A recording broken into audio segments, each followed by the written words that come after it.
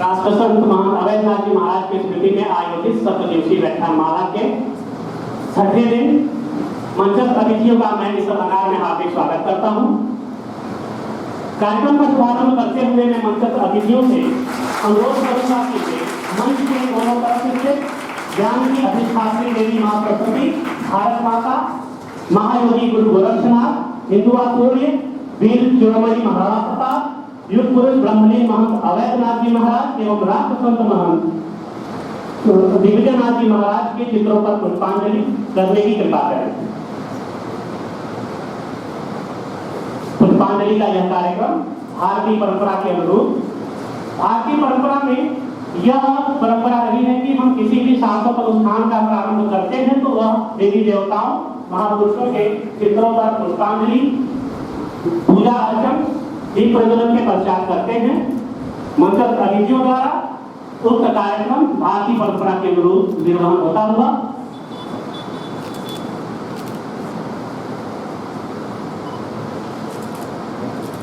पुष्पांजलि के उपरांत मैं मंचस्थ अतिथियों से निवेदन करता हूं कि मंच पर अपना स्थान ग्रहण करने की कृपा करें।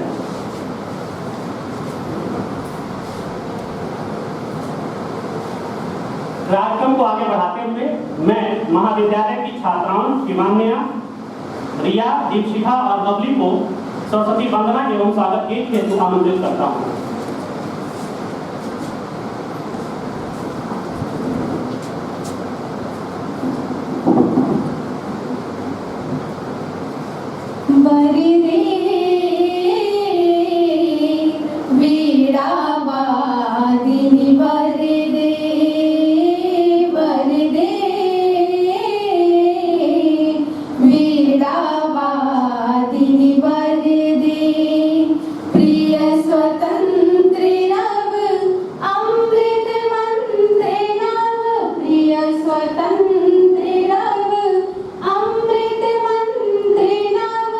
भारत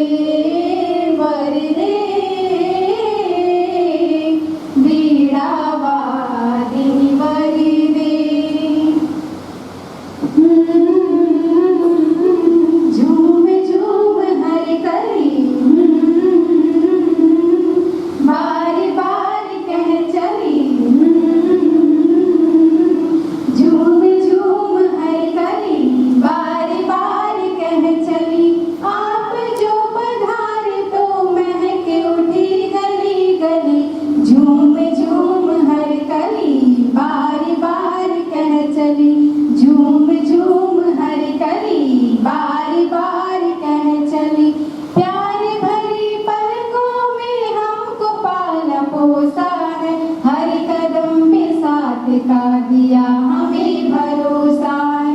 खुशनुमा है जिंदगी की राह जैसी मखमली, आप जो पधारे तो महक उठी गली गली। झूम झूम हर कली बारी बारी कह चली, झूम झूम हर कली बारी बारी कह चली। कह रही हवाएं भी आपकी कहानियाँ, आपसे बरस रही है सब पे मेहरबानियाँ। कह रही हवाएं भी आपकी कहानियाँ, आपसे बरस रही है सब पे मेहरबानियाँ। मीठे बोल बोलते हैं जैसे मिस्र की डली, आप जो पधारे तो महक उठी गली गली।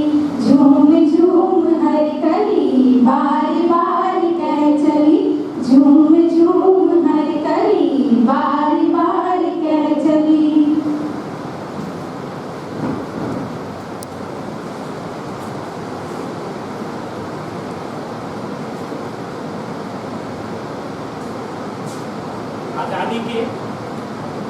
आजादी के अमृत महोत्सव के अंतर्गत ब्रह्मलीन महंत अवैधनाथ जी महाराज की स्मृति में आयोजित 7 दिवसीय व्याख्यानमाला के छठे दिन हम सब के बीच उपस्थित परम श्रद्धेय परम पूजनीय डॉक्टर ओमजी उपाध्याय सर, कार्यक्रम की अध्यक्षता कर रहे भौतिक विज्ञान विभाग के सहायक आचार्य डॉक्टर शैलेंद्र कुमार ठाकुर सर, मंच के सम्मुख उपस्थित शिक्षकगण, विद्वज्जन एवं प्रिय छात्र छात्राओं, आप सभी का इस सभागार में हार्दिक स्वागत है, अभिनंदन है और वंदन है।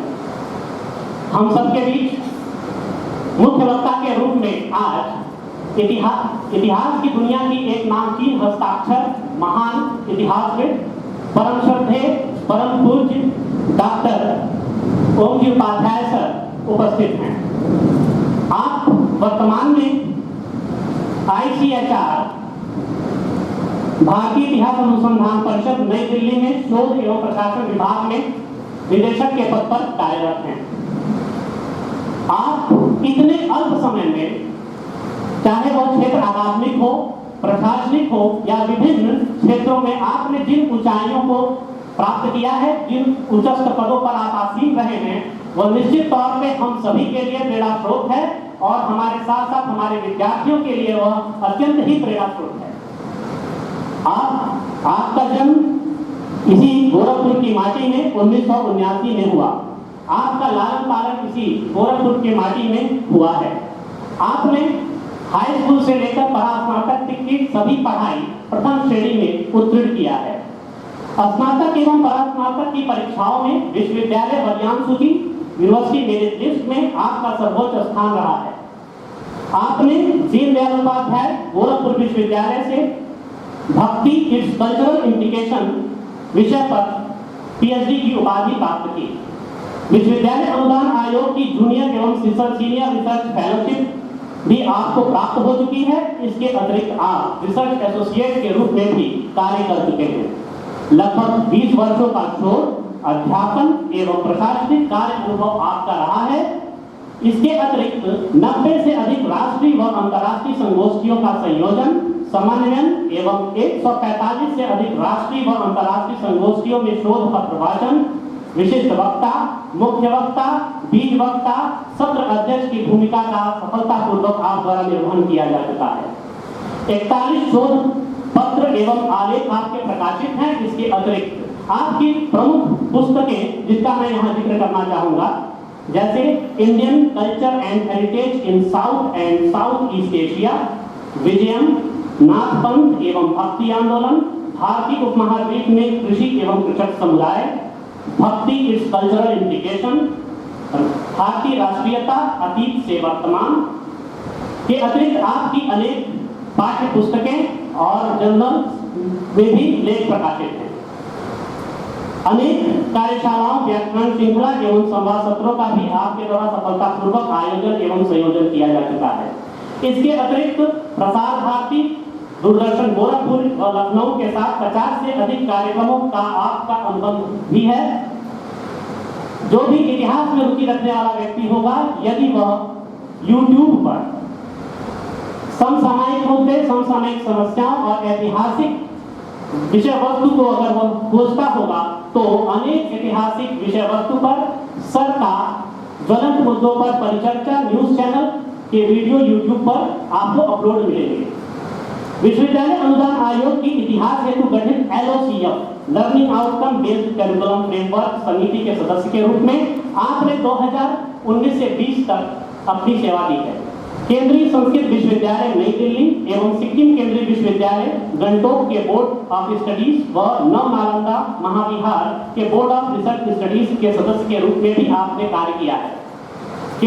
इसके अतिरिक्त राष्ट्रीय अभिलेखागार नई Delhi, Nehru memorial museum and library, Indira Gandhi राष्ट्रीय कला केंद्र, भारतीय दार्शनिक अनुसंधान परिषद, NCERT, CBSE, जनजाति कार्य मंत्रालय, पंचायती राज मंत्रालय भारत सरकार इत्यादि की विविध समितियों और उप समितियों के सदस्य के रूप में भी आपने कार्य किया है। वर्तमान में आप भारतीय इतिहास अनुसंधान परिषद नई दिल्ली में शोध एवं प्रशासन विभाग के निदेशक के पद को सुशोभित कर रहे हैं।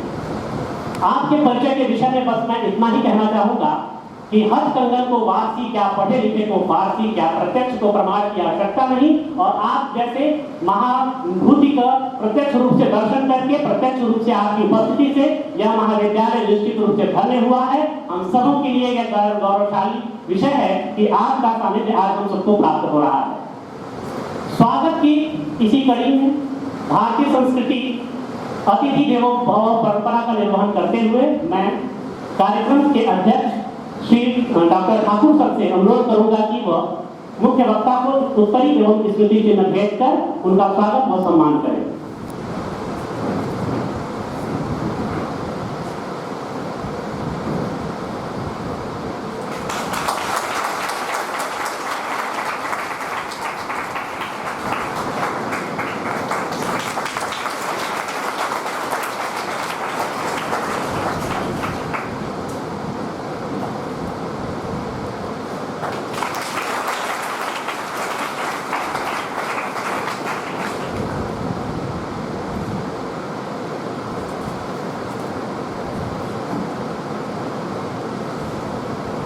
अब मैं महाविद्यालय की छात्रा शिवन्या को एकल गीत प्रस्तुत करने हेतु आमंत्रित करता हूँ।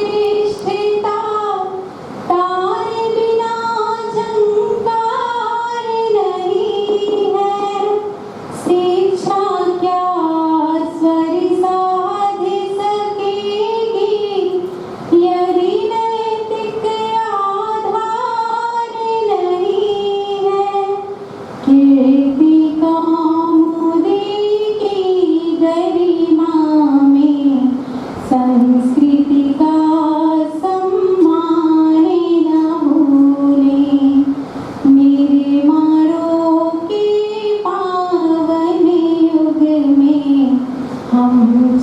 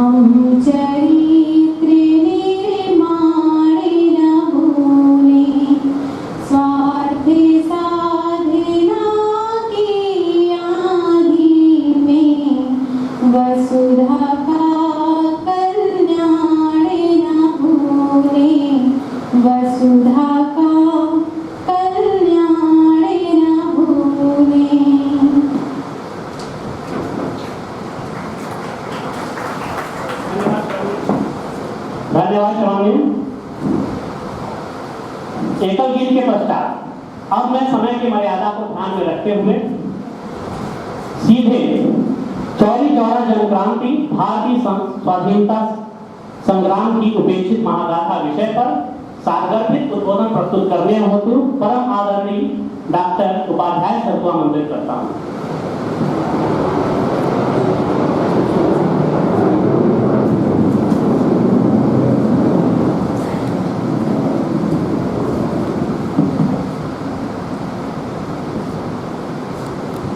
प्रज्ञावाणी और संगीत के अधिष्ठात्री माँ सरस्वती के चरणों में खुद को स्वयं को अर्पित करता हूँ।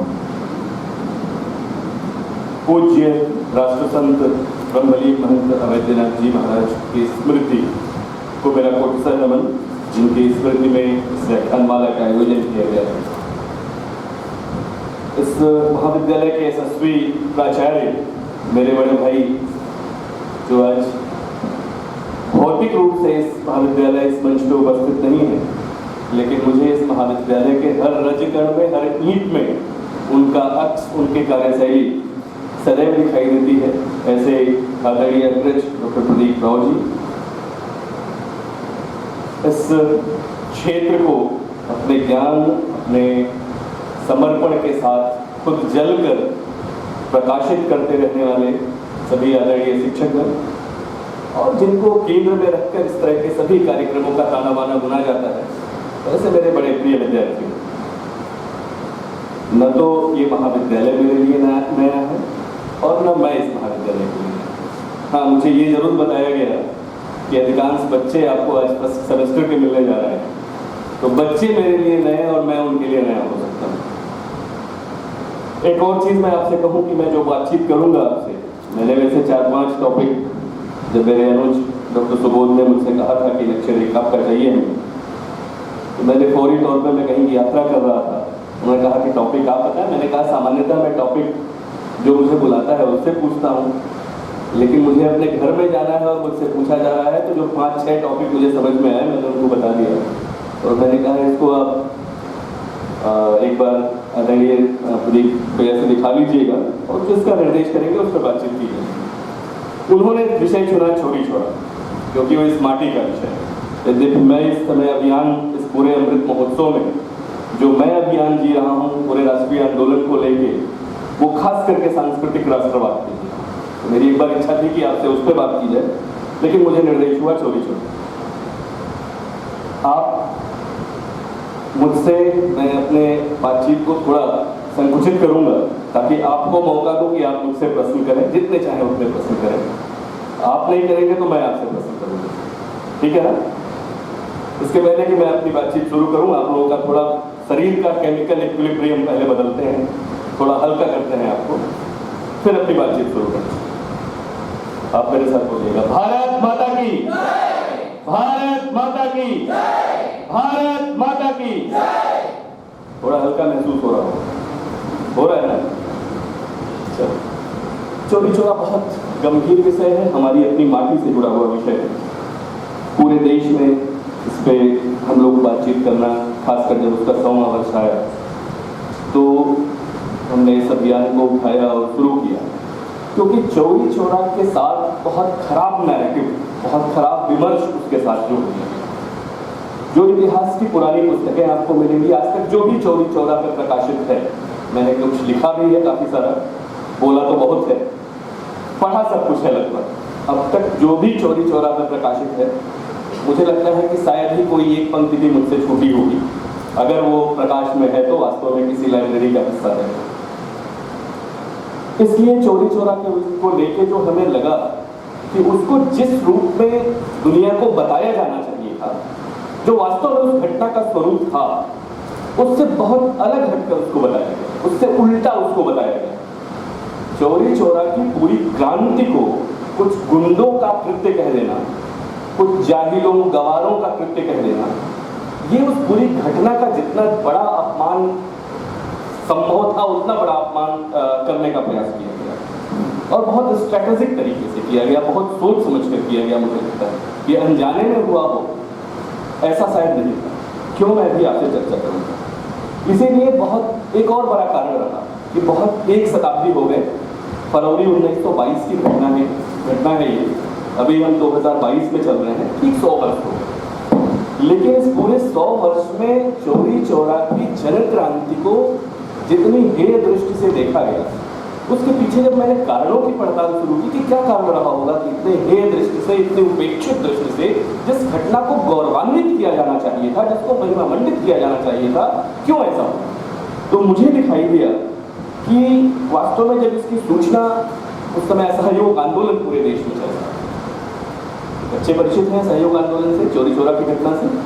चलो नहीं है तो मेरी बातचीत से थोड़ा बहुत तो परिचित हो जाएंगे। मैं प्रयास करूंगा कि आपके साथ, अभी तक मैं एकेडमिशियंस के साथ ही अपना संवाद करता हूँ, मैं प्रयास करूंगा कि आपके साथ अपने मानस को फिट कर सकूं, आपकी पहुंच तक, जो आपकी वेवलेंथ है वहां तक अपनी पहुंच बना सकूं। असहयोग आंदोलन बहुत मजबूती के साथ चल रहा था। उस असहयोग आंदोलन को विड्रा महात्मा गांधी, इसलिए भी एक शताब्दी तक इस घटना को बहुत हेय और उपेक्षित दृष्टि से देखा गया, उसको दोषी माना गया कि अगर ये घटना नहीं हुई होती तो सहयोग चल रहा होता, और फिर जो आज़ादी हमें 1947 में आके मिली, हो सकता है 1922 में ही 23 में ही मिल गई होती, क्योंकि गांधी जी तो दावा करके गए थे, यहाँ की बातचीत में भी दावा करके गए थे कि 9 महीने के अंदर आपको स्वराज मिल जाएगा, आप मेरी बात मान के चलेंगे। तो उन्हें लगा कि स्वराज तो अभी मिलना नहीं है, इसलिए इस घटना को अच्छा अपराधी बनाया जा सकता है, और वो घटना को अपराधी बना। देखो 3 स्तरों पे उस समय आंदोलन चल रहा था। कम से कम 8 धाराएं 10 धाराएं आंदोलन की चल रही थी, लेकिन दुर्भाग्य ये रहा कि हमें केवल एक धारा के बारे में बताया गया, दे दी हमें आजादी बिना खटक बिना। बच्चों, ये आजादी बिना खटक और बिना ढाल के मिली हुई आजादी नहीं। ये आजादी हमें हमारे लाखों हजारों क्रांतिवीरों के प्राणों की आहुति के बाद में हमें कहा गया कि अहिंसात्मक तरीके से आजादी मिल गई। ये सच नहीं, बहुत सच का बहुत छोटा सा हिस्सा है अगर सच है। पूरा सच इससे बहुत बड़ा, बहुत अलग है। मैं आपको बताऊं कि केवल 1857 की जब क्रांति होती है तो इस देश में 4 लाख लोग शहीद हुए हैं। 4 लाख। दिल्ली की पूरी जनसंख्या 1,54,000 थी। 1,54,000 की जनसंख्या में 27,000 लोगों को फांसी दी जाती है। आप कल्पना कीजिए, हर छठे आदमी को फांसी दे दी, और हमें ये बताने का प्रयास किया जाता है कि बिना खड़क बिना ढाल के हुआ। बहुत जबरदस्त बलिदान। जब इस देश का विभाजन होता है कृत्रिम रूप से, तो कोई छोटी मोटी घटना नहीं होती। 12 से 15 लाख लोगों की हत्या होती है। 1.5 करोड़ लोग अपने मूल स्थान से भेड़ बकरियों की तरह से खदेड़ लिए जाते हैं। हमारी पूरी मातृभूमि, जो भारत माता जिसे हम कहते हैं, उसको कृत्रिम तरीके से चीर कर, काट कर, फाड़ कर उसके 2 टुकड़े कर दिए जाते हैं। इस परिप्रेक्ष्य में जब चौरी चौरा को आप लोकेट करेंगे, जब उसको सिचुएट करेंगे, तो चौरी चौरा समझ में ठीक तरीके से है। वास्तव में जब विड्रा किया गया इसको, उस समय महात्मा गांधी ने एक लेख लिखा, गुजराती में उनका मूल लेख हुआ, इंडिया में प्रकाशित हुआ था।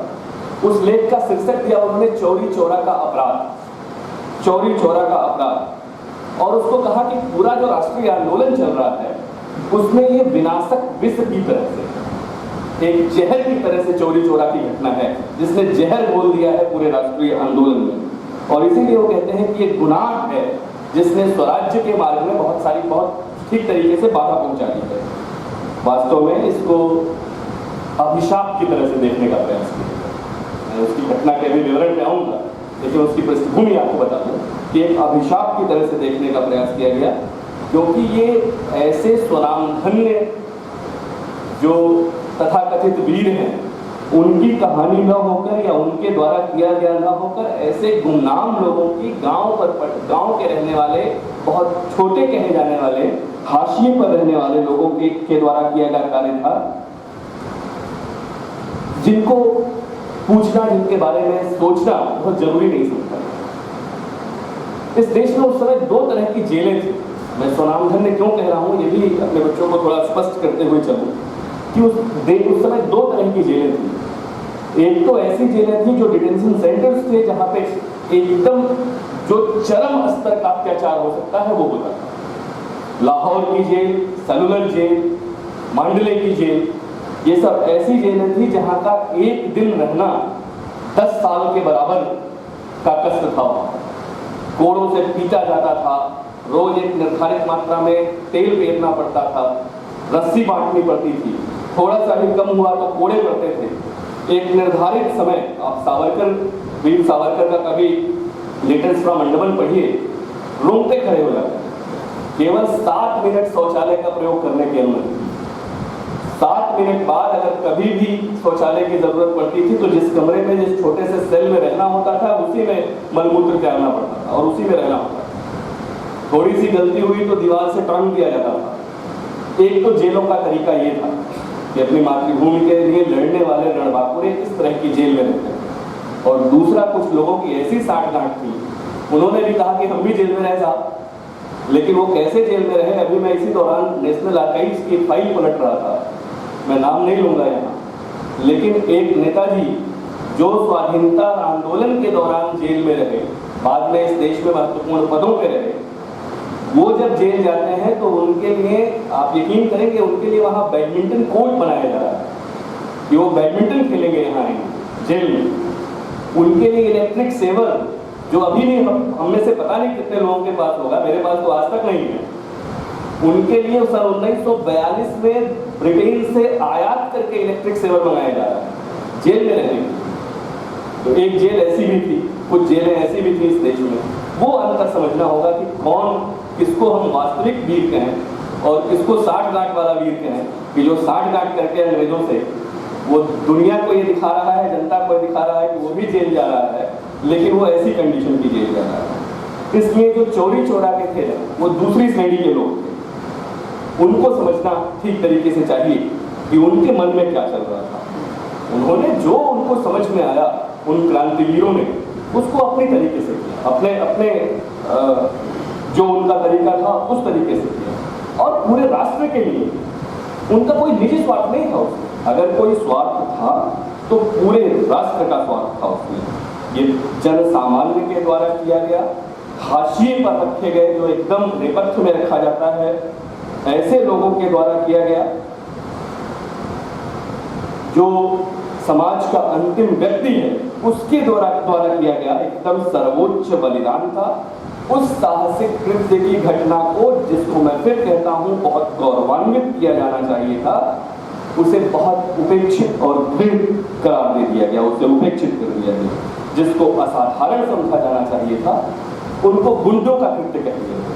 ये तो गुंडे हैं, जाहिल गंवार लोग हैं जिन्होंने थाने को आग लगाया, उनको गुंडा कहा। इसलिए इस अपमान से 1 शताब्दी बाद ही से उन क्रांतिवीरों को, इस माटी के वीरों को निजात मिल सके, ये अभियान हमने जीना शुरू किया कि जिस नैरेटिव को सर के बल खड़ा कर दिया गया था, उसको फिर से उठाकर हम पैर के बल खड़ा कर सकें। अब इस क्षेत्र की पृष्ठभूमि में मैं थोड़ी बातचीत आपसे करूंगा, चोरी चोरा को ठीक से आप समझ सकें, चोरी चोरा की घटना को, चोरी चोरा कांड जिसे कहा गया। वास्तव में वो कांड नहीं है, कांड होगा अंग्रेजों के लिए, हमारे लिए तो क्रांति। उन्हें गुंडा कहा गया, गुंडा होंगे वो अंग्रेजों के लिए, हमारे लिए तो क्रांतिवीर रणबांकुरे। इसलिए मैं उनको न कांड कहूंगा न गुंडा कहूंगा, वो क्रांतिवीर थे और क्रांति की थी उन्होंने। इस क्षेत्र को थोड़ा सा समझते हैं आपके साथ कि इस क्षेत्र में विशेषता क्या थी, क्या पृष्ठभूमि बनी, क्यों बनी कि चोरी चोरा जैसी घटना यही हो रही है, जिसने सहयोग आंदोलन को विवश कर दिया, उस समय के नेतृत्व को कि सहयोग आंदोलन को ड्रॉप करना है, उसको रोक दें। वास्तव में बुद्ध और महावीर की भूमि, ये भूमि ऐसी है जिसको गणतंत्र की पहली प्रयोगशाला कहा जाता है। जनतंत्र दुनिया में अभी गणतंत्र का पहला प्रयोग इसी भूमि में हुआ, इसी भूमि में पिपलीवन के मोरी, उसी क्षेत्र में, चोरी चोरा में ही, चोरी चोरा के आसपास का ही पूरा क्षेत्र था। जब आज से लगभग 2500-3000 हजार साल पहले वहाँ पर गणतंत्र राज्य फ्लोरिश हो रहे थे, इस पूरे क्षेत्र में ही फ्लोरिश हो रहे थे, इस पूरे क्षेत्र में ही उनका उभार था। इस रूप में जब समझेंगे, वहाँ से चलते हुए चले आइए पूरा मध्यकाल, जैसे इस देश में चित्तौड़ की स्थिति थी कि चित्तौड़ में कोई इंक्लूड नहीं कर सका, फाइनली कोई अपनी सत्ता नहीं बना सका, मेवाड़ का जो पूरा क्षेत्र है वो अपने शौर्य के दम पर, छोटा क्षेत्र है लेकिन वो हमेशा, अगर कभी उस पर संकट आया भी तो वहाँ के वीरों ने उस संकट को मार भगाया, उसको टाल दिया। गोरखपुर का जो क्षेत्र है वो लगभग उसी तरह का उसने भी निदर्शन किया। 1857 के महासमर तक चले आइए, मैं उस इतिहास में बहुत लंबा समय नहीं लूंगा। 1857 के महासमर तक हम देखते हैं कि जो यहाँ ज्वाइंट मजिस्ट्रेट है FM बर्ड, जिसके नाम पर बर्ड घाट बना यहाँ, उसकी कोठी जिस तरह से जलाई जा रही है, और पैना, नरहरपुर, महुआ डाबर में 6 अंग्रेज अधिकारियों की जिस तरह से हत्या, जिस वीरता के साथ हम कर रहे हैं, क्योंकि उनका जो दमन था, उनका जो शोषण था, उससे हम आक्रांत थे, उससे हम एकदम उबाल था जो यहाँ के लोगों में, उससे लेते हुए उसी चौरी चौरा में जो चौरा रियासत थी, वहाँ के हुतात्मा बंधु सिंह की फांसी तक चली। आपको जो कंटिन्यूटी दिखाई देगी जिस वीरता की, जिस शौर्य की, जिस नएपन की, जिस नवाचार की इस क्षेत्र में, वो अद्भुत है। मैं इस माटी का हूँ इसलिए नहीं कह रहा हूँ, वास्तव में इस देश में ये 2 क्षेत्र, मेवाड़ और जो गोरक्ष की ये भूमि है, ये 2 क्षेत्र मुझे पूरे देश का इतिहास अलग अलग टुकड़ों में बांट कर देखने के बाद भी मुझे वास्तव में अलग दिखाई कि देश में 2 ऐसे क्षेत्र रहे जिसने जबरदस्त शौर्य और वीरता का प्रदर्शन लगातार किया, मेवाड़ का क्षेत्र और गोरक्ष का ये क्षेत्र, ये दोनों क्षेत्र। इसलिए इस क्षेत्र को इस रूप में जब देखेंगे और वहां से लेते हुए जनतंत्र की जननी के रूप में इसको देखते हुए जब चौरा तक चले आएंगे तो वो सही तरीके से, और जब इसको 1919 में 13 अप्रैल को जो जालियांवाला बाग का हत्याकांड हुआ, जब निहत्थे 1000 लोगों को या उससे अधिक लोगों को, सरकारी आंकड़े तो 379 कहते हैं, लेकिन 1000 से ऊपर की संख्या थी, जब अंधाधुंध गोली चलाकर अंग्रेजों ने भारतीयों को, जिसमें बच्चे, महिलाएं सब शामिल हैं, उनकी नृशंस हत्या कर दी। उस घटना से जोड़ते हुए जब अगले 3 साल तक आप चलेंगे तो चौरी चौरा समझ में, तो चौरी चौरा की जो क्रांति है उस क्रांति का भाव समझ में। थोड़ा सा घटनाक्रम आपको मैं बताऊं, फरवरी 1921 में, अच्छा ऐसा नहीं है कि इस तरह की क्रांति जिसमें हिंसा का प्रयोग हो उस समय हो नहीं रहा। यहाँ की संख्या कभी विवादास्पद है कि कितने लोग वास्तव में मरे, वास्तव में केवल हमको पुलिस वालों की संख्या बताई गई कि इतनी संख्या मार दी गई। जो क्रांतिवीर शहीद हो रहे थे उनकी संख्या हमसे छुपाई गई, उनकी संख्या किसी अखबार ने नहीं बताया, उनकी संख्या कहीं रिपोर्ट नहीं हुआ। कुछ इतिहासकारों ने आउट ऑफ द बॉक्स जाकर रिपोर्ट करने का प्रयास किया, मैं अभी आपसे चर्चा करूंगा उसकी। वास्तव में असहयोग आंदोलन जब तेज हो रहा था उस समय गांधी का भी एक बार आगमन हुआ यहाँ पर फरवरी 1921 में। उसके बाद इस पूरे क्षेत्र में असहयोग आंदोलन, खासकर जो विदेशी सत्ता के बहुत सारे प्रतीक थे या मदिरा और मांस की दुकानें थी, उन पे धरना देना, उसको बंद कराना, जो आज़ादी की लड़ाई का एक तरीका निकाला गया था, उस पर लगातार आगे बढ़ रहे लोग थे जिनकी संख्या बढ़ती जा रही थी। वो क्रम चल रहा है पूरे 1 साल तक लगभग, बहुत तेजी के साथ, तीव्रता के साथ। कुछ नायक हैं इसके, उन नायकों के बारे में मैं थोड़ी थोड़ी सूचना देते हुए उस घटना का विवरण आपको बताते हुए अपनी बात आगे बढ़ाऊं। इसके नायक हैं लाल मोहम्मद, नजर अली, भगवान रहीम, अब्दुल्ला, इंद्रजीत, श्याम सुंदर, और एक नाम वहां आता है चिमटे वाले सन्यासी का, जिसको बाद में मुकदमे के पेपर्स और बहुत सारे और जो स्रोत हैं उनसे ये देखा गया कि वो दानू सिंह या महंत दिग्विजयनाथ जी थे। ऐसा अब इतिहासकारों का एक बड़ा वर्ग मानता है कि चिमटे वाले सन्यासी जिसका बार बार जिक्र आ रहा है उस भीड़ में, उस भीड़ को संचालित करने वाले लोगों में, वो महंत दिग्विजयनाथ जी थे। युवा अवस्था में थे उस समय, एकदम युवा थे। बाद में उन पर भी मुकदमा चलाया जाता है जब मालवीय जी की पैरवी के बाद वो ड्रॉप होता है मुकदमा उनके ऊपर से। इसमें जो अब्दुल्ला था वो उस समय वो घूम घूम कर पूरे देश में अपने जीविका के लिए, अपने आजीविका के लिए कार्य कर रहा है। उसी दौरान कांग्रेस का अधिवेशन होना था अहमदाबाद में। अहमदाबाद में वो पहुंचता है अपनी जीविका के लिए, अपनी जीविका के चक्कर में। वहां पर जब देखता है कि हसरत लोहानी का जो प्रस्ताव है वो प्रस्ताव ड्रॉप हो जाता है, वो अस्वीकृत हो जाता है, वहीं उसके हाथ एक पर्चा लगता है, 4 पृष्ठों का एक जो बुक पैम्फलेट बनाया गया था, एक ब्रोशर बनाया गया था, वो उसके हाथ लगता है, जिसमें बोल्शेविक क्रांति की बात 1917 में रूस में क्रांति हुई थी, जहां पर मजदूरों और जो एकदम सामान्य लोग हैं उनका राज स्थापित हो गया। तो उसके मन में ये बैठ जाता है कि सामान्य लोगों का राज्य भी हो सकता है, गांव के गरीब मजदूर किसान, इनका राज भी इस देश पर स्थापित हो सकता है। तो वो उस मानसिकता के साथ कि मजदूरों का, सामान्य लोगों का, गरीब लोगों का, गांव के लोगों का राज्य स्थापित होगा, स्वराज्य स्थापित होगा, सुराज स्थापित होगा। वो स्वराज्य कैसा होगा? अपना राज्य जो होगा वो कैसा होगा? सुराज होगा, सुंदर राज्य होगा, सुशासन होगा, सब बहुत बेहतर होगा, सब अपना होगा। ये भाव के साथ वो वापस आता है और वापस आकर संगठन करने का प्रयास करने लगता है। उस समय कांग्रेस ही संगठन था 1920 के आसपास, तो कांग्रेस के लिए संगठन करने का प्रयास करने लगता है ताकि आज़ादी की लड़ाई लड़ी जा सके और गांव के लोगों का, सामान्य लोगों का राज्य स्थापित हो सके। जो भगवान अहिर है, जिसको मारने के कारण ये पूरी घटना, जिसको जब वहाँ के दरोगा ने पीटा तो ये सारी घटना आगे बढ़ी, वो कौन था उसके बारे में थोड़ा जानते हैं। जब फर्स्ट वर्ल्ड वॉर चल रहा है 1914 से 1919 के बीच, तब वो ब्रिटिश सेना का कारिंदा था। तब वो ब्रिटिश सेना में एक युवक के रूप में भर्ती हुआ था अंग्रेजी सेना में, और वहाँ पर उसको कवायद, जो परेड होती है, परेड कराने की जिम्मेदारी। बाद में वो पेंशन याफ्ता होकर वापस लौट आता है और पेंशन याफ्ता के रूप में रहते हुए वो देश के लिए काम करना शुरू कर देता है। तो उससे चिढ़, जो वहाँ का दरोगा था, उसको लेकर एक चिढ़ ये भी थी कि वो पेंशन को लेता है ब्रिटिश सत्ता से और उन्हीं की मुखालफत कर रहा है, उन्हीं के विरुद्ध काम कर रहा है, उन्हीं के विरोध में काम कर रहा है। दिसंबर 1921 तक आते आते आप अपने दिमाग को 100 साल पीछे ले जाइए और एक भीड़ की कल्पना कीजिए, एक दृश्य की कल्पना कीजिए। उस 100 साल पीछे अपने दिमाग को ले जाते हुए दिसंबर 1921 में खूब बड़े पैमाने पर इस क्षेत्र में सत्याग्रह किया जा रहा है, शराबबंदी की जा रही है, विदेशी वस्त्रों का बहिष्कार हो रहा है, दुकानों पर जो शराब की दुकानें या विदेशी वस्तुओं की दुकानें हैं उन पर धरना हो रहा है, अंग्रेजों के खिलाफ नारेबाजी हो रही है। इस पूरे दृश्य की आप एक बार कल्पना कीजिए, इस दृश्य को देखने का प्रयास कीजिए। शनिवार को खास करके चुना गया था, आज ही का दिन, शनिवार है ना आज भी, शनिवार सत्याग्रह का दिन। इस शनिवार को लोग इकट्ठे होते थे और अंग्रेजों के विरुद्ध नारे लगाना, ये सारे काम, जो दुकानें बंद कराना, विदेशी वस्तुओं का बहिष्कार करना, अपने शासन की ओर बढ़ने के लिए प्रयास करना, ये सारे काम हो रहे थे। इसी समय उन पर ब्रिटिश दमनचक्र भी लगातार बढ़ता जाता। ब्रिटिश सत्ता इस पूरे आंदोलन को दबाना चाहती थी।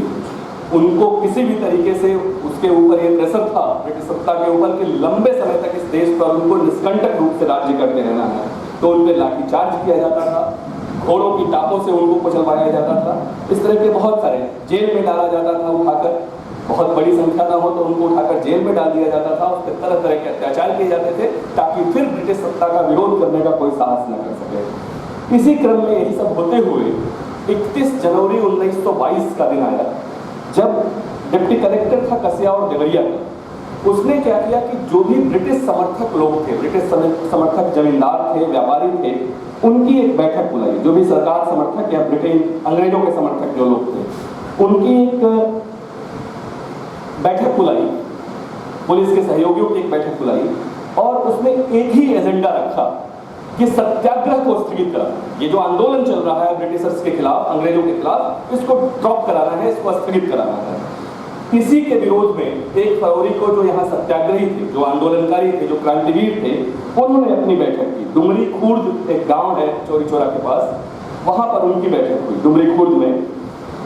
उस बैठक के बाद वो फिर निकल पड़े, फिर से वहाँ शनिवार का दिन आया 1 फरवरी का, और दुकानें बंद कराने या जो भी वो काम करते थे ब्रिटिश सत्ता के विरुद्ध, वो काम कराने निकल पड़े। वहीं पर चूंकि वहाँ जो जमींदार था संत बख्श सिंह और उससे जुड़े कुछ लोग जिनकी दुकानें थी, जिनको आर्थिक नुकसान हो रहा था इन चीज़ों से, इन कृत्यों से, उन्होंने शिकायत की दरोगा को और पकड़कर भगवान अहिर उस समय नेतृत्व कर रहे थे, जिनके बारे में मैंने अभी आपको बताया कि भगवान अहिर कवायद कराते थे।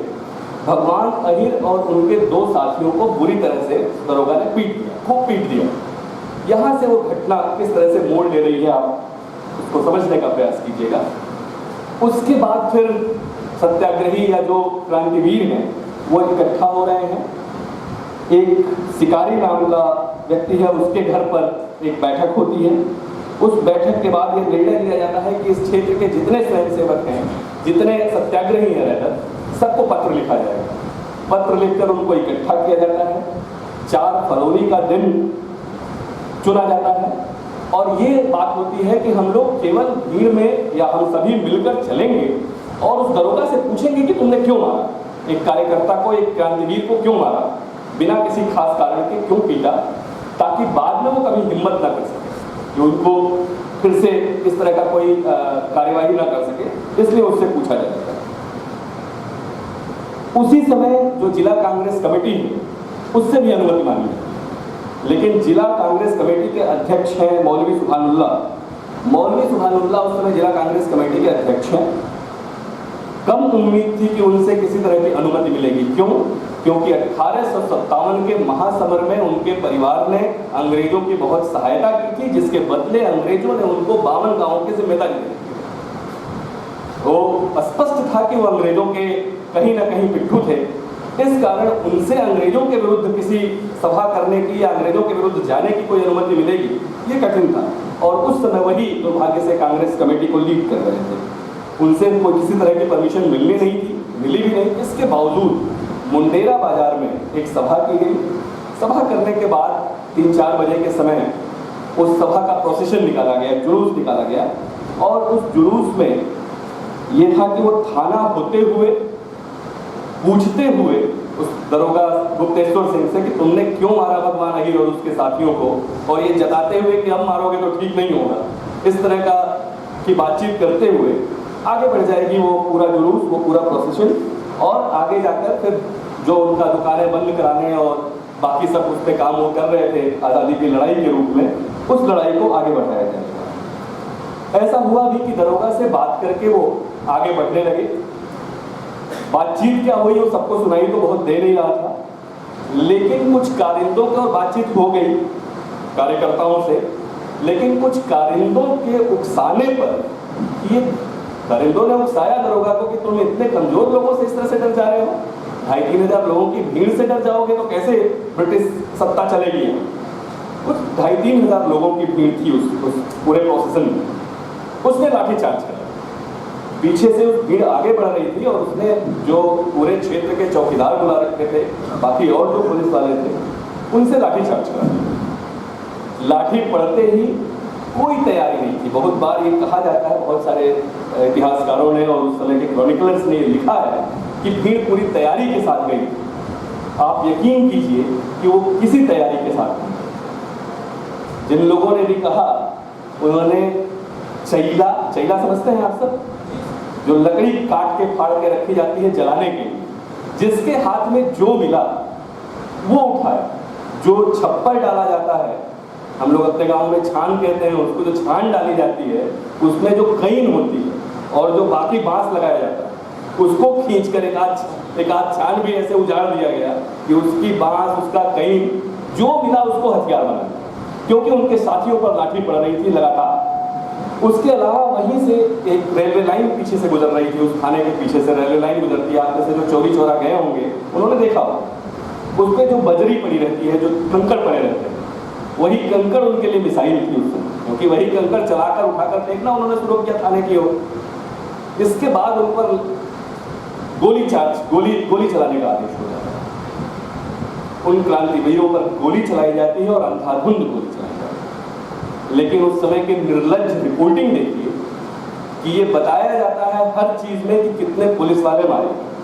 जब उन पर गोली चलने लगती है तो इनको जब कुछ समझ में नहीं आता, उस समय भीड़ आक्रोशित है, उसके लोग मारे जा रहे हैं, अंधाधुंध उन पे गोलियां और छर्रे चलाए जा रहे हैं।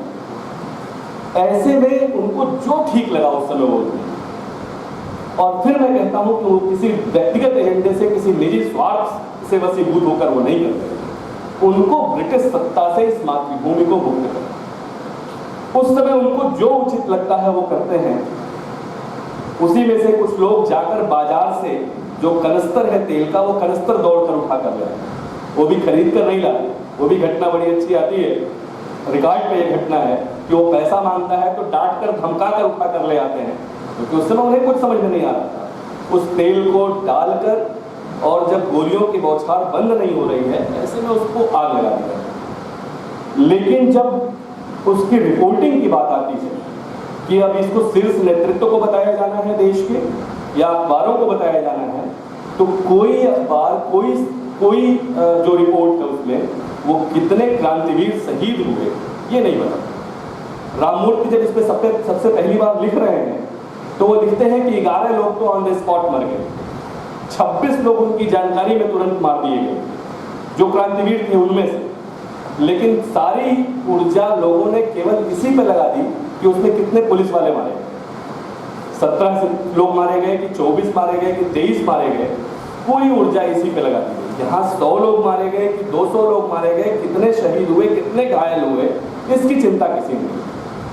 और जब गांधी जी को बताया जाता है, गांधी को यहाँ से पत्र लिखा जाता है, जिला कांग्रेस कमेटी वाला पत्र जिला कांग्रेस कमेटी की ओर से, तो उनको भी यही अधूरी जानकारी दी जाती है कि भीड़ ने मिलकर आक्रोशित होकर से थाने को आग लगा दी और इतने सिपाही मार दिए। भीड़ के कितने लोग मार दिए गए, कितने को लाठी मारी गई, कितने को गोली मारी गई, ये कोई नहीं पता। और शीर्ष नेतृत्व उस पर सोचने का भी प्रयास कि वास्तव में लोग शहीद कितने हुए, जनता के लोग कितने शहीद हुए। यहाँ तक स्थिति थी कि अभी कुछ साल पहले तक जो लोग उसमें बाद में जिनको फांसी हुई उनके ऊपर फूल माला चढ़ाने नहीं जाते थे। यहाँ के पुलिस के अफसर, गोरखपुर का जो पुलिस का अफसर होता है, जो आईजी जोन होता है, वो जाकर फूल माला चढ़ाता था एक निर्धारित दिन को, 4 फरवरी को, उन पुलिस वालों को जो अंग्रेज पुलिस वाले थे। उसमें वो भारतीय थे सिपाही, लेकिन अंग्रेजी सत्ता के लिए काम कर रहे थे, वो अंग्रेजी सत्ता के ही प्रतीक थे, वो उनको चढ़ाने जाता था,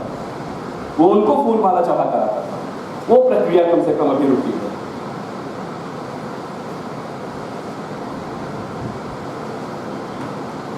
कुछ घंटे के लिए ही से जो ब्रिटिश सत्ता के सबसे बड़े प्रतीक थे, वहां का डाकघर, रेलवे स्टेशन, सब पर भारतीय ध्वज फहरा दिया। थोड़ी देर के लिए सबको आजाद कर लिया गया, भले ही उसकी मियाद एक रात की ही रही हो, लेकिन सबको उन सब चीजों को आजाद कर लिया गया। थोड़े समय के लिए स्वतंत्र कर लिया गया।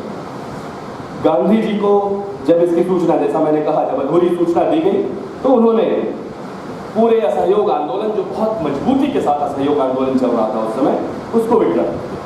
तक उसके भी जब हम भीतर जाकर देखते हैं तो ऐसा लगता है कि वो मन बना चुके थे उसके पहले से ही, ना तो केवल एक बहाना मिल गया, वो मन बना चुके थे, क्योंकि पूरे देश को जो उन्होंने वादा किया था वो वादा पूरा होता दिख नहीं। इसलिए इस घटना ने एक बहाना दे दिया कि वो वादा पूरा नहीं होगा, इसलिए भी जनता में खराब संदेश जाएगा, और इस घटना ने त्वरित उनको कारण दे दिया कि उसको विड्रॉ कर दिया। और इसी कारण इस घटना को इतना उपेक्षित सभी लोगों ने कह दिया कि तो गुंडों, जाहिलों, गंवारों का कृत्य था, इसका स्वाधीनता आंदोलन से कोई लेना नहीं। वास्तव में मैं फिर कहता हूं कि पूरी इस मातृभूमि के प्रति प्रेम से वशीभूत होकर इस देश से कैसे अंग्रेजों को भगाना है, इस भाव के साथ उन्होंने अपना सारा काम किया। और वो जो पूरी प्रक्रिया थी उस समय, वो उसका आप समर्थन करें, हम समर्थन करें ना करें, वो त्वरित कार्य। जब हमारे साथियों पर लगातार गोली चलाई जा रही हो तो हमको जो उचित लगेगा, हमारे हाथ में जो आएगा वही चलाएंगे। वही हमने सीखा है, वही इस भूमि की वीरता है, वही शौर्य इस भूमि ने उस समय भी दिखाया, जो लगातार उसका इतिहास रहा था, उसी को एक बार फिर दोहराया। उसके बाद पूरे देश में प्रतिक्रिया किस तरह की हो रही है? जो नेताजी इस पे कह रहे हैं कि जब असहयोग आंदोलन को विड्रॉ कर दिया जाता है इस घटना का बहाना लेते हुए, तो नेताजी सुभाष चंद्र बोस कहते हैं कि तानाशाह के आदेश का पालन किया गया। उस समय तानाशाह मतलब उस समय गांधी जी, तानाशाह के आदेश का पालन किया गया। और वो कहते हैं कि इस असहयोग को ड्रॉप करना, असहयोग को वापस लेना राष्ट्रीय पाप, इट इज अ नेशनल सिन, ये राष्ट्रीय पाप। इसी तरह की प्रतिक्रिया चित्तरंजन दास, काला लाजपत राय, ये सारे लोग भी दे रहे हैं। जो न्यूज़पेपर्स हैं उस समय, द लीडर, डॉन, आज, प्रताप, अभ्युदय, ये मेन न्यूज़पेपर्स हैं जो उसकी रिपोर्टिंग कर रहे हैं। ट्रिब्यून, ये 6-7 न्यूज़पेपर्स हैं। जब उनकी क्लिपिंग्स हम लोग कलेक्ट करके देखना शुरू किए तो आश्चर्य हुआ कि कितनी निर्लज्ज लीपापोती की गई। वास्तव में इस जमीन पर खड़े हुए इसके गांव में जाकर सुनिए, उस घटना की गूंज अभी भी 4-5 पीढ़ी बाद भी लोग सुनाते हैं जिस तरीके से, और जो चीजें अखबार में लिखी गई उसमें जमीन आसमान था। ऐसे लगा कि पूरा दोष इस भीड़ का, जिस भीड़ ने आग लगाई थी, अंग्रेजों का कोई कसूर ही ना हो। एक अखबार जबकि उस समय लिखता है, संभवतः आज लिखता है, उसी दिन एक ही अलग अलग पृष्ठों पर 2 तरह की सूचनाएं वो छापता है। एक अखबार लिखता है उसमें भारत की पुलिस, और उसमें वो बताता है 1922 में अंग्रेजों की सत्ता के समय कि पुलिस किस तरीके से अत्याचार कर रही है, किस तरीके से दमन कर रही है, किस तरीके से शोषण कर रही है, कितना आतंक है उसका। लाल टोपी वालों को देखते ही जो गांव वाले भागकर कहीं छिप जाते थे, कहीं दुबक जाते थे, आप उनसे कल्पना करेंगे कि वो योजना बनाकर गए होंगे उन लाल टोपी वालों को मारने या उनको जलाने। इसलिए ये कहना कि पूरे सुनियोजित षड्यंत्र था, ये योजना बनाकर वो भीड़ गई थी जलाने, ये एकदम बेकार थी। भीड़ अपनी बातचीत करके आगे बढ़ रही थी, उनको उकसाया गया, उनको ये करने पर मजबूर किया गया, उन पर लाठीचार्ज किया गया, उन पर गोली चलाई गई। 26 लोग तुरंत मर जाते हैं, ऐसा राममूर्ति जैसा इतिहासकार एक लिख रहा है। कुछ लोग कहते हैं 200 लोग तक मारे गए, क्योंकि उसके बाद गोलियां ही खत्म हो गई। गोलियां नहीं होती तो पता नहीं एक और जलियांवाला बाग हत्याकांड हुआ होता, जहां 1000-2000 लोग, 2500 तो संख्या थी। जब तक वो सब नहीं मार दिए जाते तब तक गोलियां चल रही होती उनकी। सौभाग्य था कि गोलियां एक समय के बाद सीमित मात्रा में, छोटा थाना था, सीमित मात्रा में गोलियां थी, लेकिन गोलियां और छर्रे खत्म होने तक उन्होंने गोलियां चलाई। इसलिए अगली सुबह जो यहाँ का डीआईजी था सैंड, डीआईजी सैंड के नेतृत्व में उस पूरे क्षेत्र में फिर से एक दमन का तांडव फैला जाता है। वहां पर तलाशी ली जाती है, गिरफ्तारी की जाती है, बहुत सारी फसलें फिर वहां जाकर जला दी जाती हैं। गांव वालों पर जितना अत्याचार हो सकता था, क्योंकि पुरुष भाग चुके थे गांवों से, जिस तरह का अत्याचार हो सकता था वो अत्याचार किया जाता था, लेकिन कोई सुध नहीं लेता, कोई नेतृत्व, शीर्ष नेतृत्व निकल कर नहीं आता कि यहाँ के लोगों पर जिस तरह का अत्याचार हो रहा है। डर किस तरह का था, मैं 1-2 चीजें आपको आपके साथ साझा करूं कि ब्रिटिशर्स किस तरह से डर गए थे। उस समय यूनाइटेड प्रोविंस यानी जो उत्तर प्रदेश है, संयुक्त प्रांत, उसका गवर्नर था विलियम मॉरिस। उसने लिखा एक जगह कि चौरी चौरा की घटना ने कड़कती बिजली की तरह से हम सबको हिला दिया। उसने लिखा कि अगर कानून व्यवस्था कमजोर पड़ जाए तो हम सबका क्या होगा, हम बहुत बुरी तरह से डर गए थे। इसी तरह से जो बॉम्बे प्रेसिडेंसी का गवर्नर था लॉर्ड लायड, उन्होंने कहा कि हम सबको गिरफ्तार नहीं कर सकते, यहाँ पर 32 करोड़ लोग रहते हैं। उस समय 32 करोड़ की पूरे देश की जनसंख्या थी, 31.9 करोड़ वो लिखता है कि हम 31.9 करोड़ लोगों को गिरफ्तार नहीं कर सकते। इसलिए अगर गांधी ने कुछ और निर्णय लिया होता तो हम पता नहीं कहाँ, गांधी ने उस आंदोलन को ड्रॉप करने के बजाय अगर कुछ और निर्णय लिया होता तो हम पता नहीं कहाँ होते, ईश्वर जाने हम कहाँ होते। इसलिए इस चीज को, उसके बाद 273 लोगों का चालान होता है उस घटना पर। 2500 लोगों में 273 लोगों को आइडेंटिफाई करके उन पर चालान होता है। 225 पर मुकदमा चलाया जाता है। जनवरी 1923 में जो सेशन कोर्ट है उसमें जेई हेम्स करके जो जज है वो 172 लोगों को फांसी देता है। 172 लोगों को फांसी की सजा सुनाई जाए। लेकिन उसके बाद उस परिदृश्य पर उभरते हैं बाबा राघव दास, जो इस क्षेत्र में महाराष्ट्र से आकर इस क्षेत्र में अपनी सामाजिक सांस्कृतिक गतिविधियों के माध्यम से राष्ट्रीय आंदोलन को आगे बढ़ा रहे थे। बाबा राघव दास मालवीय जी को, पंडित मदन मोहन मालवीय को, जो 20 साल पहले वकालत छोड़ चुके थे, उनकी मान मिन्नत करते हैं इस मुकदमे को लड़ने के लिए हाईकोर्ट में। केवल 1 हफ्ते तक का समय दिया जाता है सेशन कोर्ट से हाईकोर्ट में पैरवी करने का, हाईकोर्ट में इसको ले जाने का। उस 1 हफ्ते के अंदर फिर से पिटीशन फाइल की जाती है हाईकोर्ट में। 20 साल से वकालत छोड़े हुए, क्योंकि उन्होंने वकालत, बहुत अच्छे वकील थे मदन मोहन मालवीय जी, लेकिन जब उन्होंने बीएचयू बनाने का संकल्प लिया तो उनके पिताजी ने कहा कि भाई देखो, वकालत करते हुए तो इतना बड़ा काम नहीं कर पाओ। और उसी दिन उन्होंने प्रतिज्ञा ली कि आज से मैं वकालत छोड़ रहा हूँ। लेकिन जब उनको लगा कि इसमें देश का, मेरे राष्ट्र का, मेरे समाज का हित है, तो अपने व्यक्तिगत प्रतिज्ञा को वो छोड़ देते हैं, भूल जाते हैं और हाईकोर्ट में रिट फाइल करते हैं। 172 लोगों को जो फांसी की सजा है उसको घटाकर केवल 19 लोगों में कर दी। एक पक्ष में और बात करते हुए अपनी बात पूरी करूं आप लोगों के साथ कि इस घटना को जब हम न्यूज़पेपर्स में, जब उस समय के बहुत सारे जो 4-5 इस पर किताबें लिखी गई, उन किताबों के नज़रिए से देखते हैं तो एक अलग पिक्चर दिखाई। इस पर कुछ 4 किताबें अब तक प्रकाशित हुई, पुस्तकें, प्रोसीडिंग्स, सेमिनार प्रोसीडिंग्स अगर छोड़ दिया जाए तो 4 मौलिक पुस्तकें। राममूर्ति ने इस पर सबसे पहले लिखा, उसके बाद बहुत छोटी सी बुकलेट लिखी उन्होंने, उसके बाद अनिल कुमार श्रीवास्तव ने भी एक मोनोग्राफ के फॉर्म में लिखा 80 के दशक में, फिर शाहिद अमीन ने जेएनयू में रहते हुए इस पर अपना पूरा रिसर्च वर्क किया और लिखा, और अभी कुछ साल पहले इस पर सुभाष चंद्र कुशवाहा, वो भी इसी माटी के रहने वाले हैं, पत्रकार हैं मूलतः पेशे से, लखनऊ बेस्ड हैं, उन्होंने एक किताब लिखी जो किताब खूब चर्चित हुई। लेकिन जो समस्या दिखाई देती है कि इतनी बड़ी घटना को जिस तरीके से, फिर मैं कहता हूँ, प्रेजेंट किया जाना चाहिए, कई लोगों ने तो उसको जातीय विमर्श में उलझा दिया कि इसमें इतने तेली थे, इतने अहिर थे, इतने चमार थे, इतने इस जाति के थे, इतने इस जाति के थे। क्या उन क्रांतिवीरों को जातिगत खांचे में बांट के देखा जाना चाहिए? क्या उन क्रांतिवीरों की कोई जाति देखी जानी चाहिए? ये जो प्रयास होता है कई बार लिखने में, ये बहुत कुत्सित प्रयास है। इस तरीके से उसके पूरे नैरेटिव को जो बिगाड़ने का प्रयास किया जाता है, इस भूमि के लिए, इस भूमि जिसको हम माता मानते रहे हैं, दुनिया के और सारे देश जब अभी सभ्यता की शैशवावस्था में थे, तब हम वैदिक ऋचाएं हमारे यहाँ थे, जब वो अभी जंगलों में रहते थे, जो तथाकथित बहुत समर्थ सभ्य कहे जाने वाले राष्ट्र हैं, तब हमारा अथर्ववेद कहता है माता भूमि दिव्याम पुत्रोहम, ये भूमि हमारी माँ है और हम इसके पुत्र हैं। और हमको अंग्रेज यहाँ से बाहर आकर बताते हैं, दुर्भाग्य यही रहा कि हमने बहुत सारे आक्रमण किए।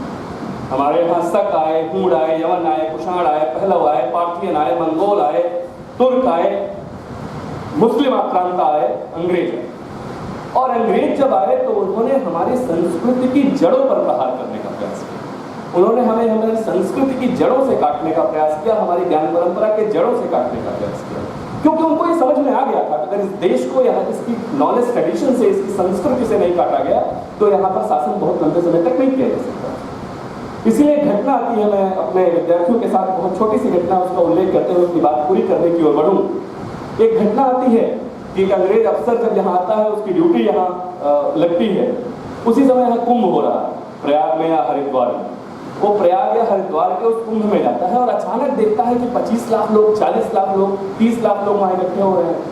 उसको आश्चर्य होता है, वो उनसे पूछता है कि भैया आप किसके बुलाने पे हैं, किसने आपको, हु इनवाइटेड, किसने बुलाया, किसने आमंत्रित किया? पता नहीं, कुंभ है, आए हैं। तो कुंभ है का क्या मतलब हुआ, कैसे पता चला कुंभ है? मतलब है तो है, कुंभ है, हम आए, हम स्नान करने आए। वो उसने कभी वेस्टर्न वर्ल्ड में इस तरह की कोई चीज नहीं देखी, लेकिन पता कैसे चला कि कुंभ है और तुम आ गए हो? तो उसको बहुत समय बाद, उसका प्रश्न समझने के बाद, कोई मुड़ा पूरा एक कागज निकालता है अपनी जेब से, कहता है ये पत्री है, इस पत्री में तिथि लिखी रहती है, छोटा छोटा गंदे से कागज पे छपाई पत्री आपने देखी है ना, जिससे पंडित जी लोग देख के अभी भी बहुत सारे मुहूर्त बताते हैं हमें। अब तो सब डिजिटल होता जा रहा है। उसने कहा कि अच्छा ये कागज है जिसने इतने लोगों को एक साथ एक जगह पर भेज दिया, इकट्ठा कर दिया। तो पूछता है उसके पब्लिशर के पास, भाई तुमको तो गिरफ्तार किया जाएगा, तुमने एक साथ लॉ एंड ऑर्डर पे खतरा डाल दिया, इतने लोगों को भेज दिया, एक जगह पे इकट्ठा कर दिया।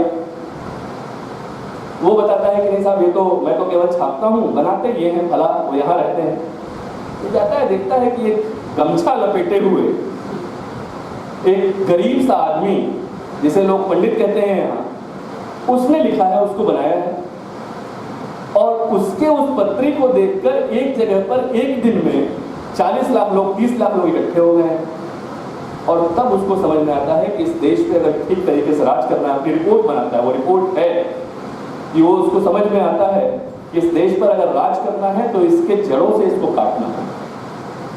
और उसका जो प्रयास शुरू होता है, जो कल्मिनेट करता है आकर 1835 के मैकाले के मिनट में, जिसके ट्रैक से आज भी हम बाहर नहीं आ पाए। आज भी हमको लगता है कि वो बहुत अच्छा है, अंग्रेजी सभ्यता बहुत अच्छी है। हमारा जो मूल है, जिसने पूरी दुनिया को प्रकाश दिखाया, जब वो अभी चलना सीख रहे थे, जब वो अभी जंगलों में रह रहे थे, अलग बात है कि हम बहुत सारी चीज़ें अपनी भूल गए, क्योंकि हम लगातार संघर्ष में रहे, हमारे ऊपर आक्रमण होते, हम लगातार उनके शासन में रहे। कुछ कमजोरियां आई हमारे समाज में, उन कमजोरियों को भी समझना चाहिए। जो हमारी मजबूती है उसको भी समझना चाहिए, और जिन कमजोरियों के कारण हम गुलामी जैसी दशा में पहुंचे, उनको भी समझना चाहिए। उनको समझते हुए जब हम आगे बढ़ेंगे। दूसरा, उन्होंने आरोप लगाया कि ये देश तो कभी एक रहा ही नहीं, ये तो कभी एक राष्ट्र रहा ही नहीं, ये तो 16 राष्ट्रीयताओं का कम से कम समूह है, जोड़ दिया गया है इसको, ये कभी एक राष्ट्र नहीं रहा।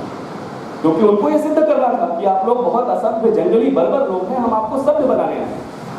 वो भूल गए, जो चित्र आप देख रहे हैं यहाँ, जो बृहत्तर भारत का, अखंड भारत का, कि 1600 साल पहले जब गुप्त काल में विष्णु पुराण संकलित हो रहा है, उस समय ये लिखा जा रहा है, उत्तरम यत् समुद्रस्य हिमाद्रैश्चैव दक्षिणम वर्षम तद भारतम नाम भारतीय संतति। ये समुद्र के उत्तर और हिमालय के दक्षिण नीचे पूरा जो भूभाग है वो भारत है, एक है। आज भी आप लोग जानते होंगे, पॉलिटिकल साइंस के जो यहाँ पुरोधा बैठे हैं, वो खास करके जानते होंगे कि आज भी जब हम नेशन की परिभाषा लिखते हैं ना, तो लिखते हैं nation is nothing but a feeling of oneness. राष्ट्र कुछ और नहीं है, एक होने का भाव है। और 1600 साल पहले जब उनके यहाँ राष्ट्र राज्य की कोई संकल्पना नहीं थी, जब जंगली जीवन वो जी रहे थे, तब हमारा जो विष्णु पुराण है वो कहता है ये भूभाग भारत है और भारतीय संतति, इसकी जो संततियां हैं, इसके जो रहने वाले हैं वो भारतीय हैं, एक हैं। इससे बड़ा उदाहरण क्या है?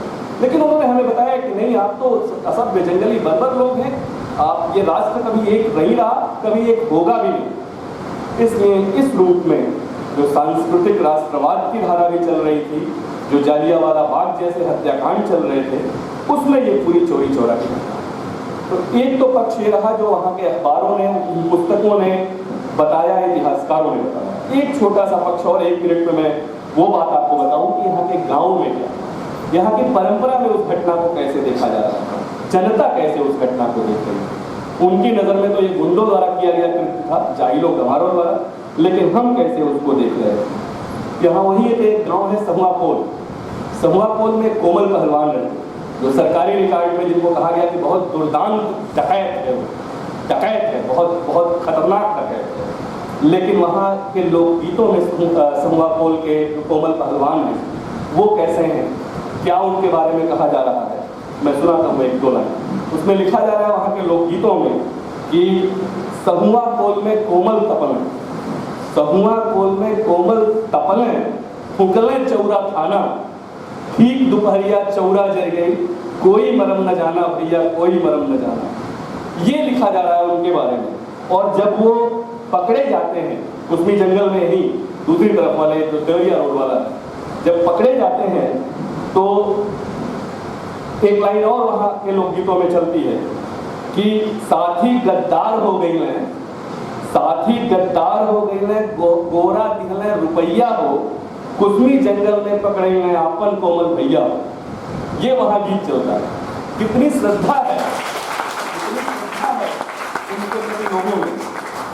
जब फांसी पर लटकाया जाता है और इस तरह के बहुत सारे वीरों को, तो उस क्षेत्र में, उस हमारे गांव में ये गीत गाया जाता है कि देश में कितना गोरा आई है, कितना कोमल झुली है फांसी, देश में कितना गोरा आई है, कितना कोमल झुली है फांसी, माई रहबो न गुलाम न बहबू असुर। मातृभूमि को ये कह के संतावना दी जाती है, कितने आएंगे। और ऐसे हमारे पास कोमल जैसे लोगों की फौज तैयार, जो इस मातृभूमि के लिए अपने प्राणों का बलिदान देगी और आपको मुक्त करेगी। कितने आएंगे बाहर से गोरे, हम देख लेंगे उनको। यहाँ जो चमरऊ और इंद्रासनी नृत्य होता है, पता नहीं यहाँ बच्चों ने देखा है कि नहीं, अब गाँव में होता है कि नहीं, हम लोगों के छुटपन तक तो होता था, अब शायद वो माहौल बदल गया। गाँव में चमरऊ या इंद्रासनी नृत्य नाटिका होती, जिसमें कोई एक घोड़े पर सवार होकर, काठ का जो लकड़ी का घोड़ा बनाया जाता था, उस पर कोई एक आता था, मुनादी करता था कि अब अंग्रेज साहब आएगा, और फिर एक अंग्रेज साहब बनकर कोई आता था, गिटपिट, वो अपनी अंग्रेजी में कुछ बोलता था। बाद में लोग उससे पहले डरते थे, बाद में उसका प्रतिकार करते थे, और वो उस नृत्य नाटिका में ही अंत में मार के खत्म कर देते थे। ये जो प्रदर्शन था अपने शौर्य का, इस रूप में भी, कला के रूपों में भी, ये बहुत अद्भुत है, इस रूप में भी देखना चाहिए। मैं इस अमृत महोत्सव के अवसर पर एक बात और मैं आपको बताऊं अपनी बात पूरी करते हुए, कि जब इस अमृत महोत्सव की संकल्पना की, क्या अमृत है, क्यों अमृत नाम दिया, जब 12 मार्च 2021 को आदरणीय प्रधानमंत्री जी ने गांधी के साबरमती आश्रम में ही जाकर उसकी जो 60 मार्च था, जो नमक यात्रा निकली थी, दांडी मार्च निकला था, उसकी 91वीं वर्षगांठ पर इसको फ्लैग ऑफ किया और कहा कि 75 हफ्ते का, ये 75 वर्ष का जो हमारा आज़ादी है उसका अमृत महोत्सव होगा। ये कहते हुए उन्होंने यजुर्वेद में रुद्राध्याय का जो एक मंत्र है, जिसे हम महामृत्युंजय मंत्र कहते हैं, त्र्यंबकम यजामहे सुगंधिं पुष्टिवर्धनम उर्वारुकमिव बन्धनात् मृत्योर्मुक्षीयमामृतात्, इसका जो ये हिस्सा है, मृत्योर्मुक्षीयमामृतात्, मृत्यु से अमरता की ओर हम बढ़े, मृत्यु से अमृतत्व की ओर बढ़े, हे ईश्वर हमें मृत्यु से अमृतत्व की ओर बढ़ाओ, अमरता की ओर बढ़ाओ। तो हमने सोचना शुरू किया कि वो मृत्यु क्या है, वो दुख क्या है, वो विषाद क्या है और किस अमरता की ओर हमें जाना है। तो हमें यही दिखाई दिया कि एक तो जितना गौरवान्वित इस पीढ़ी को होना चाहिए उस शौर्य पे हम उस तरह से गौरवान्वित नहीं है। उसका जो अमृत है वो हमारी रगों में, हमारे रगों के खून में उबाल नहीं ला पा रहा। जिस तरह के का संघर्ष हमारे पूर्वजों ने किया और वो ठीक से उनको बताया भी नहीं जा रहा, वो ठीक से उनको बताया नहीं गया, उसमें बहुत सारा दुख विषाद जहर मिला दिया गया। तो वो जहर हटाया जाए। जिन लोगों ने जिस तरह का योगदान दिया, उस योगदान को उस तरीके से, उस बलिदान को उस तरीके से बताया जाए। कुछ बलिदानियों को जाहिल गंवार कह के निपटा दिया गया। कुछ बलिदानी, कुछ आत्माहुति देने वाले जो 10-10 साल उन जेलों में रहे, जिन जेलों के बारे में मैंने आपको अपनी बात की शुरुआत में बताया था कि जहां एक दिन रहना भी 10 साल के बराबर था, उनको कहा गया कि नहीं वो वीर कहां है।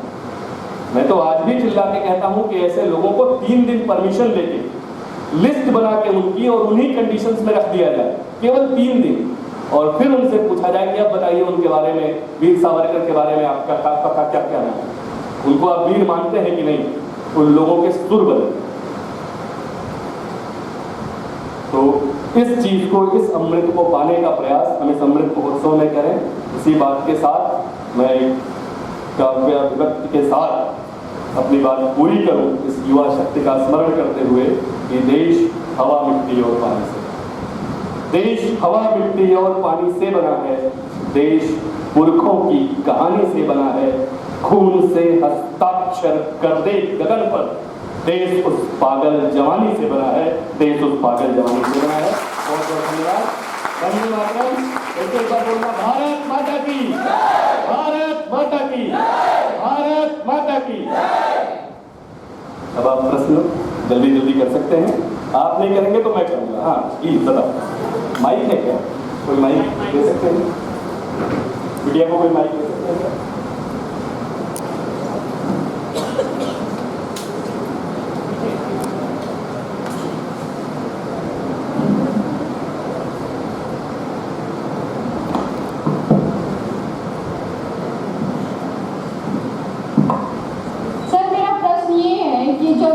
चौरी चौरा क्रांति हुआ था 1922 में, तो उसका मेन प्रभाव क्या पड़ा था हमारे पूरे भारत में? बेटा देखो, ये पूरी जो क्रम चला आ रहा है, उस क्रम को जब समझो, 1857 का महासमर होता है। मैं बहुत संक्षेप में तुम्हारे प्रश्न की ओर बढ़ता हूँ। 1857 के महासमर में मैंने तुम्हें बताया कि बहुत बड़ी संख्या यहाँ की बहुत मजबूती के साथ लड़ी। ऐसा नहीं है कि वो पहला, बहुत तो कहते हैं कि वो पहला स्वाधीनता संग्राम था। उसके पहले 1757 से लेके 1857 के 100 वर्ष में 139 स्कर्मिसेज रिकॉर्ड पे हैं, जो हो चुके थे। छोटे मोटे थे, उनका बहुत बड़ा स्वरूप नहीं था, लेकिन 1857 बहुत बड़े स्वरूप में लड़ा था। उसके बाद ब्रिटिशर्स अपनी नीतियां बदल रहे हैं लगातार। ब्रिटिशर्स की नीतियां बदलती हैं। उन नीतियों के कारण कुछ समय तो वो थोड़ा जो उबाल था वो नीचे जाता है। उनकी आर्थिक नीतियां ऐसी बदलती हैं कि मैं तुम्हें बताऊं, 1801 से 1850 के बीच इस देश में, पूरे देश में 7 अकाल पड़ते हैं। उस 7 अकालों में 15 लाख लोग मारे जाते हैं। लेकिन 1857 के बाद जो उनकी इकोनॉमिक पॉलिसीज बदल गई, 1851 से सन 1900 के बीच का जो 50 साल है ना, तुम कल्पना करो कि 24 बड़े अकाल पड़ रहे हैं और 2 करोड़ 30 लाख लोगों के लगभग 2.3 करोड़ काल कवलित हो जा रहे हैं लोग केवल गलत नीतियों के कारण। उस धरती के लोग जहां पर्याप्त, जहां सरप्लस प्रोडक्शन होता था, जहां हम अपने देश का पेट तो भरते ही थे, अपने जैसे 5-7 देशों का और पेट भरने में सक्षम थे, उस देश में 2.5 करोड़ लगभग लोग भूख से मर जा रहे हैं। ये जो इसके विरुद्ध जो आंदोलन शुरू हो रहा है, और वहां से उस प्रक्रिया को लेते हुए, मैं दूसरी प्रक्रिया की ओर नहीं जाऊंगा, वहां से उस प्रक्रिया को लेते हुए आगे बढ़ो। 1897 के बाद वासुदेव बलवंत फड़के और चापेकर बंधुओं का जिस तरह से उभार हो रहा है, और एक नई धारा तिलक ने जो अलग जगाई शिवाजी उत्सव और गणेश महोत्सव के बाद पूरे देश में जो उसकी छाप पड़नी शुरू हो रही है, तो क्रांतिकारी राष्ट्रवाद शुरू हो रहा है कि इनको मार भगाना है, इनको मार देना है। ये जो किसी भी तरीके से अब अंतिम लड़ाई लड़कर इनको यहाँ से खदेड़ना है, ये भाव जो चल रहा है, उसी को कल्मिनेट कर रहा है कहीं ना कहीं आकर। उनके दमन का कल्मिनेशन है ये 2 घटनाएं जो जालियांवाला बाग में हो रही हैं और ये जो यहाँ चौरी चौरा में हो रही है। दमन का एकदम क्लाइमेक्स है। इसके बाद क्रांतिकारी राष्ट्रवाद बहुत तेजी से उभरता है। 1922 के बाद जब देखोगे आप, तो क्रांतिकारी राष्ट्रवाद अचानक बहुत तेजी से फिर उभर रहा है। उसी के बाद फिर INA वगैरह की ओर हम जा रहे हैं, जब Indian national army Subhash Chandra Bose बना रहे हैं। उसके अलावा पूरा HSRA वगैरह उभर रहा है, हिंदुस्तान सोशलिस्ट रिपब्लिकन एसोसिएशन बन रहा है, और क्रांतिकारी राष्ट्रवाद बहुत मजबूती से उसकी धारा और सांस्कृतिक राष्ट्रवाद की धारा, इस देश के प्रति मर मिटने का जो भाव है युवाओं में, वो जज्बा बहुत तेज बढ़ रहा है जालियांवाला और चौरी चौरा के बाद। तो चौरी चौरा का ये प्रभाव, इसीलिए हम कहते हैं कि ये स्थानीय घटना जरूर है, लेकिन पूरी दुनिया पर इसका असर पड़ रहा है। पूरा भारत और पूरी दुनिया पर पड़ने का मतलब कि उसमें ब्रिटिश सत्ता दुनिया के बहुत बड़े हिस्से में थी, इसलिए बहुत बड़े भाग पर इसका असर पड़ रहा है। Thank you sir.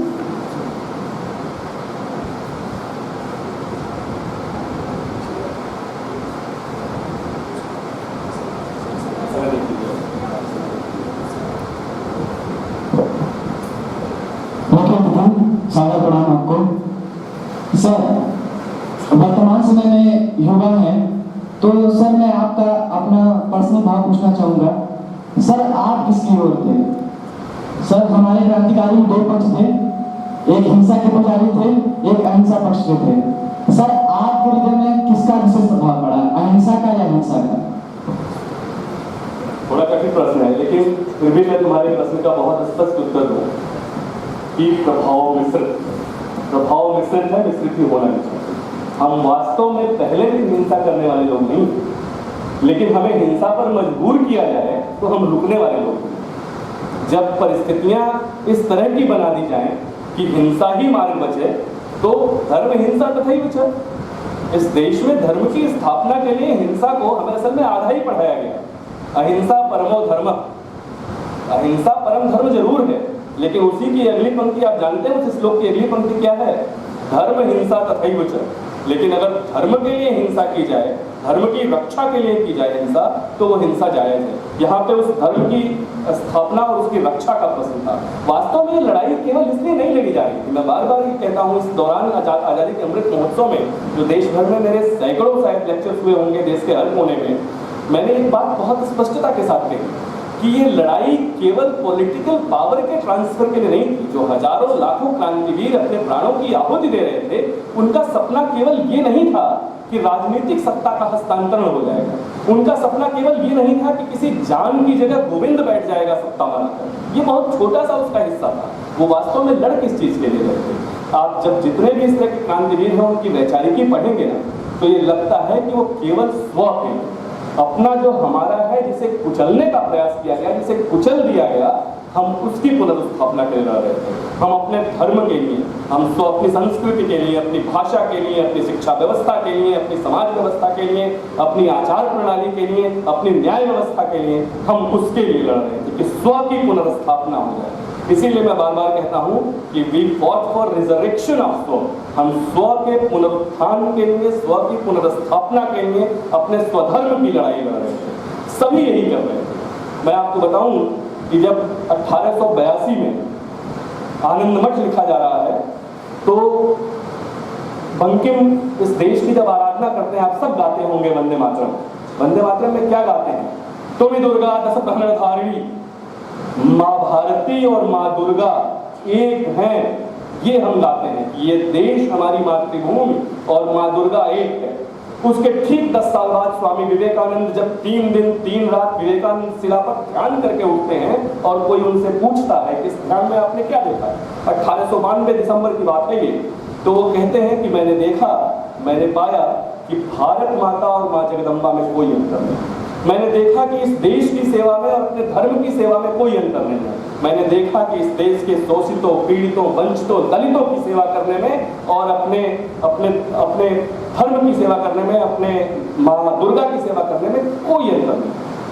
यही बात आगे अरविंदो भी कह रहे हैं। अरविंदो कह रहे हैं कि इस देश में जैसे जैसे सनातन उठता जाएगा वैसे वैसे राष्ट्र उठेगा। ठीक यही बात बहुत सारे तिलक यही लेके आते हैं, यही पूरी पद्धति लेके आते हैं। इसलिए मैं फिर वही दोहरा रहा हूँ, मेरे जिस प्रिय विद्यार्थी ने यह बात पूछी है, बहुत अच्छा प्रश्न है ये, कि हम अहिंसा परमो धर्म वाले लोग तो हैं, लेकिन धर्म हिंसा तथैव च वाले लोग हैं। इसलिए हथियार उस परिस्थिति में उठाया गया जब उसके अलावा हमारे पास कोई विकल्प नहीं था। आपको मैं एक बात और बताऊं, क्लेमेंट एटली 1952 में जब आजाद हुए देश को 5 साल हो चुका था, तो भारत भ्रमण पे आता है, भारत घूमने आता है। गजब का विवरण है वो। और वो उस समय जो मुख्य न्यायाधीश हैं कोलकाता के, बंगाल के, उन्हीं को उस समय गवर्नर का चार्ज दिया, गवर्नर ऑफिशिएट कर रहे हैं।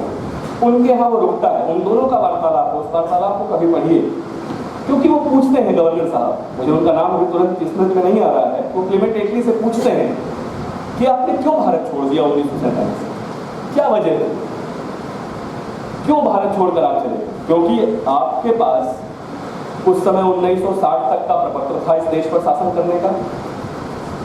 आप हर तरीके से उस समय द्वितीय विश्व युद्ध समाप्त हुआ था जिसको आपने जीता था 1945 में, आप मजबूत थे। बहुत सारे कारण गिनाते हैं कि आपके जाने का कोई कारण नहीं दिखता, तो वो कारण क्या था? तो क्लेमेंट एटली कारण बताते हैं, वैसे देयर वर सेवरल रीजंस, बहुत सारे कारण थे, but the most important reason was Netaji Subhash Chandra Bose and his lion. जो सबसे महत्वपूर्ण कारण था वो था नेताजी सुभाष चंद्र बोस और उनकी आजाद हिंद फौज। तो फिर वो पूछते हैं कैसे?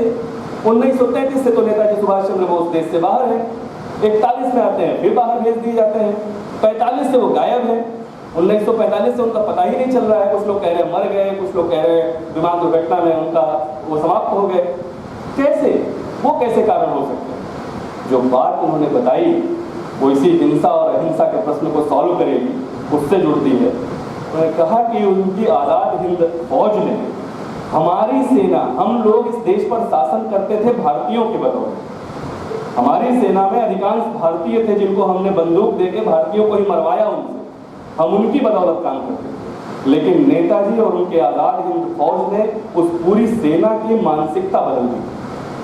जब रॉयल इंडियन नेवी की बगावत होती है, उसकी जो क्रांति होती है, तो 93 में से 86 शिप्स पर आज़ाद हिंद फौज का झंडा फहराया जाता है।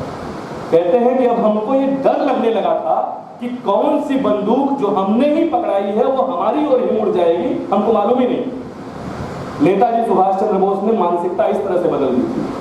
इसलिए हमारे अधिकारी सब सुरक्षित अपने देश वापस पहुंच जाएं। अंग्रेज एक जान की कीमत हमारे लिए थी, वो सारे अंग्रेज यहाँ से वापस पहुंच जाएं। इसलिए हमने आज़ाद करने का निर्णय ले लिया 1947 में। पूछा तो दूसरे जिनके बारे में कहा जाता है दे दी हमें आज़ादी बिना पता नहीं क्या, बिना क्या क्या, उनके बारे में क्या कहना है? एक शब्द में उत्तर दिया उन्होंने, and it is on the record. मैं अपने मन से नहीं बोल रहा हूँ। सौभाग्य से जो दायित्व है मेरा, मैं बिना प्रूफ के कोई बात कह ही नहीं सकता, नहीं तो अगले दिन मीडिया उसको यही छापेगा कि भारत सरकार की जो सबसे बड़ी शोध संस्थान है उसके डायरेक्टर का ये कहना है, जिसका कोई आधार ही नहीं है उसके पास। ये रिकॉर्ड पे है। एक शब्द में उन्होंने उत्तर दिया कि इट वॉज मिनिमल, न्यूनतम था। तो इसलिए किसी को अंडरमाइन करने की जरूरत नहीं है, उसका अपना महत्व है, लेकिन इसको समझना चाहिए कि आज़ादी की लड़ाई की बहुत सारी धाराएं चल रही हैं। बहुत बहुत धन्यवाद। धन्यवाद आप सब। अच्छा एक सेकंड बेटा, समय की मर्यादा सर हम लोगों को रोकती है। बाकी आप जिसके मन में कोई जिज्ञासा होगी हम लोग सर से पुनः आने का निवेदन करेंगे और उन जिज्ञासाओं को हम लोग फिर आगे उसको संतुष्ट करेंगे। धन्यवाद सर। इस उपेक्षित महागाथा को इतने सरल और संक्षिप्त समय में आपने जिस तरह से सहज रूप से हम सबके सामने प्रस्तुत किया और हमारे कुछ विद्यार्थियों की जिज्ञासाओं को आपने शांत किया। कार्यक्रम को आगे बढ़ाते हुए अब मैं अध्यक्षीय उद्बोधन एवं आभार ज्ञापन हेतु डॉक्टर ठाकुर सर को आमंत्रित करता हूँ। मंचासीन आदरणीय ओम जी, संचालक आदरणीय वेंकट रमन जी, अतिथि महोदय, मेरे सहयोगी सभी शिक्षक बंधु और छात्र और छात्रा, आज आपने जिस वक्ता को सुना वो एक परिचय के मोहताज नहीं है। आप किसी भी टीवी डिबेट पर भी अगर देखा होगा तो पाया होगा कि इनकी अभिव्यक्ति सांस्कृतिक राष्ट्रवाद के प्रति और देश के प्रति बहुत ही उत्कर्ष रही है, जैसा कि आपने अभी देखा। चौरी चौरा जैसे विषय पर जो सूक्ष्म से सूक्ष्म बातें थीं उन्होंने आपके सामने रखा और बताया कि किस तरह से उस समय हमारे जनमानस में अंग्रेजों के खिलाफ या ऐसी औपनिवेशिक शक्तियों के खिलाफ निचले स्तर पर विद्रोह आ चुका था जिसको दबाना असंभव। मुख्य वक्ता हमारे लिए नए नहीं हैं, ये हमें समय समय पर मार्गदर्शन देते रहे हैं और आप लोगों को इतिहास के बारे में, अपने देश के बारे में, अपनी संस्कृति के बारे में परिचय कराते रहे। ऐसा कहा जाता है कि अगर कोई व्यक्ति अपने देश का इतिहास नहीं जानता है, संस्कृति नहीं जानता है, भूगोल नहीं जानता है तो वह वास्तव में अशिक्षित है। यह सत्य। हमें आज़ादी किसी की कृपा से नहीं मिली, यह हिंदुस्तानियों के रक्त के द्वारा लिखा हुआ गौरवशाली इतिहास है और उस इतिहास का एक एक पन्ना एक गवाह है कि हम क्या थे और आज क्या होंगे। मैं समय का ध्यान रख रहा हूँ, लेकिन एक बात आपको बता दूं कि मैं बहुत छोटा था, नाना जी मेरे बताते थे कि अंग्रेज किस तरह से व्यवहार करते थे। उन्होंने कहा कि सड़क पे अगर दो अंग्रेज सिपाही जा रहे थे और उधर से कोई एक मजदूर आ रहा हो तो अंग्रेज दोनों सिपाही बात करते थे कि किसका निशाना सही लगेगा, आओ देखते हैं खोपड़ी में लगाकर। ऐसी स्थिति में चौरी चौरा जैसी घटना की अभिव्यक्ति होती है। आप सोच सकते हैं कि हमारे जनमानस का अभिव्यक्ति का स्तर क्या है। यही राष्ट्रवाद और इसी राष्ट्रवाद के धरोहर के रूप में आप हमें से प्राप्त करते रहें, उसको संचित करें, उसको जानें, उसको संवर्धित करें। सिर्फ औपचारिकताओं में न रहें कि हमने आज आज़ादी का उत्सव मना लिया कि नहीं। इस आज़ादी के उत्सव के पीछे उन लोगों को याद कीजिए जिन लोगों का नाम इतिहास में दर्ज नहीं है, जो कहीं भी नहीं है। उनके द्वारा हमें ये आज़ादी, ये अभिव्यक्ति या आर्थिक संपन्नता मिली हुई है। आदरणीय मुख्य वक्ता जी, आपसे आग्रह है कि आप हमें इसी तरह से मार्गदर्शन देते रहें और बच्चों में आवाज़ जगाते रहें कि वे आज़ाद हिंदुस्तान के भविष्य और भूत दोनों को देख करके अपने आप को संवर्धित और चैतन्य युक्त बनाएं। धन्यवाद। कार्यक्रम मैं महाविद्यालय की छात्राओं को वंदे मातरम हेतु आमंत्रित करता हूँ।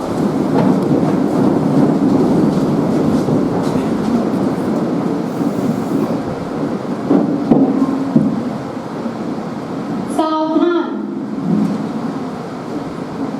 वंदे मातरम, वंदे मातरम, सुजलाम सुफलाम मलयज शीतलाम सस्य श्यामलाम मातरम। वंदे मातरम, वंदे मातरम, शुभ्रजोत्स्ना पुलकितयामिनीं फुल्लकुसुमिता द्रुमदलशोभिनीं सुहासिनीं सुमधुरभाषिणीं सुखदां वरदां मातरम्।